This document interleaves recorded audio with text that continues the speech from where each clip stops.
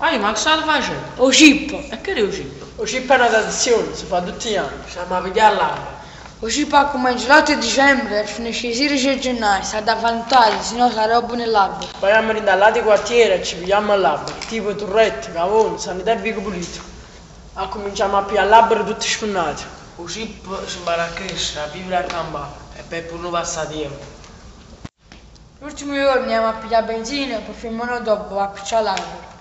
Per fare base ci vogliono 2x dei lati, che è composto dai 4 angoli. E in coppia 4 angoli mettiamo l'albero giù e tutte le lato in mezzo. A Rob facciamo una culletta, ognuno caccia quello che tiene e andiamo a cattare chiacchiere e sanguinacci. A gente a Luca perché non si può fare sto fatto, dice che ci freddo nei panni, che poi non hanno capito che allora non si lava. Poi nei guaggi. E ci rompono i cazzi. Ciccio, vai! Ci vuole un po' segreto, metto il labbro a ritmo. E poi sto un fame che fa proprio a gioco che ci canta. Quando torniamo all'albero a presa qualcuno dice Abet, vinet. L'albero si impara a cacciare cazzini.